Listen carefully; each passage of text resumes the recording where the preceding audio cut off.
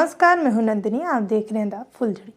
भारत और वीटो का अधिकार रखने वाले रूस ने सोमवार को जलवायु परिवर्तन को अंतर्राष्ट्रीय शांति एवं स्थिरता के लिए खतरा बताने वाले संयुक्त राष्ट्र सुरक्षा परिषद यानी यूएनएससी के अपनी तरह के पहले प्रस्ताव के खिलाफ मतदान किया, जबकि चीन ने तो मतदान में भाग ही नहीं लिया।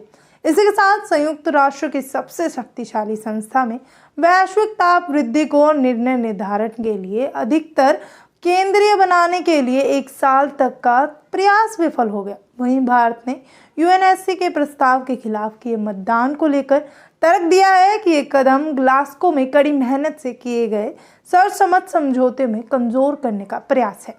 संयुक्त राष्ट्र में भारत ने स्थायी प्रतिनिधित्व टीएस त्रिमूर्ति ने कहा कि जब जलवायु परिवर्तन से निपटने के लिए कदम उठाने और जलवायु न्याय की बात आती है तो भारत सबसे आगे रहता है, लेकिन सुरक्षा परिषद इनमें से किसी भी मामले में चर्चा करने के स्थान नहीं है, बल्कि ऐसा करने की कोशिश उचित मंच पर जिम्मेदारी से बचने और कदम उठाने की अनिच्छा से दुनिया का ध्यान भटकाने की इच्छा से प्रेरित प्रतीत होता है। वहीं उन्होंने भारत के फैसले का कारण बताते हुए कहा कि आज का यूएनएससी प्रस्ताव ग्लासगो में बनी आम समिति की कमजोर करने का प्रयास है। यह प्रस्ताव संयुक्त राष्ट्र की वृहदेश सदस्यता के बीच केवल कलह के बीज बोएगा। वहीं त्रिमूर्ति ने कहा कि भारत के पास प्रस्ताव के खिलाफ मतदान करने के अलावा और कोई अन्य विकल्प नहीं था। बता दें कि आयरलैंड और नाइजीरिया के नेतृत्व में इस प्रस्ताव में जलवायु परिवर्तन की सुरक्षा असर पर जानकारी को संघर्षों से निपटने के लिए परिषद ने राजनीतियों के शामिल करने का आह्वान किया गया। इस दौरान आयरलैंड के राजदूत गेरा लेजर ने ब्राउन नेशन ने कहा है कि लंबे समय से लंबित था और संयुक्त राष्ट्र की सुरक्षा संबंधित शीर्ष संस्था के मुद्दे पर उठाया।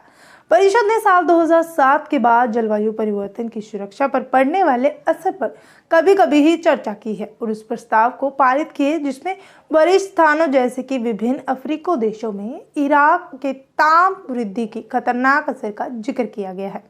सोमवार को प्रस्तावित प्रस्ताव में कहा गया है कि खतरनाक तूफान, समुद्र को बढ़ाना स्तर, बार बार आने वाले बाढ़, सूखा तथा ताप वृद्धि के अन्य असर सामाजिक तनाव और संघर्ष भड़का सकते हैं, जैसे वैश्विक शांति, सुरक्षा और स्थिरता को अहम जोखिम हो सकता है। राष्ट्र 193 सदस्य देशों में से 113 इसके समर्थन किया, जिसमें परिषद में 15 में से 12 सदस्य शामिल है। रूस के राजदूत वसीली नेबेजिया ने शिकायत की है कि सोमवार को प्रस्तावित प्रस्ताव एक वैज्ञानिक और आर्थिक मुद्दे को राजनीतिक सवाल में बदल देगा और परिषद का ध्यान विभिन्न स्थानों के संघर्ष के वास्तविक स्तरों को भटका देगा। भारत और चीन ने संघर्ष को जलवायु परिवर्तन से जोड़ने के विचार पर सवाल खड़ा किया है। वहीं भारत ने संयुक्त राष्ट्र पर्यावरण कार्यक्रम में उत्तर्जन रिपोर्ट के मुताबिक प्रमुख देशों में भारत ही है जो ऐतिहासिक पेरिस जलवायु समझौते के तहत निर्धारित अपने लक्ष्यों को हासिल करने के रास्ते पर है।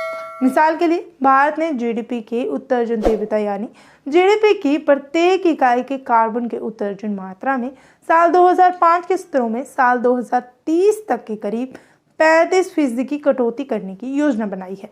भारत ने साल 2005 के स्तरों के लिहाज से साल 2020 तक अपनी जीडीपी में उत्सर्जन तीव्रता में कटौती 21% तक हासिल किया है। गैर जीवाश्म ईंधन आधारित बिजली उत्पादन क्षमता की भागीदारी करीब 40% तक करने का साल 2015 के अपने लक्ष्य को भी भारत करीब आता जा रहा है। उसे उम्मीद है कि साल 2023 में यह लक्ष्य जल्द वो हासिल कर लेगा। आज के लिए बस इतना ही। देश दुनिया की बाकी जानकारी के लिए हमारे साथ जुड़े रहें और हमारी वीडियो को लाइक और चैनल को सब्सक्राइब करना ना भूलें। धन्यवाद।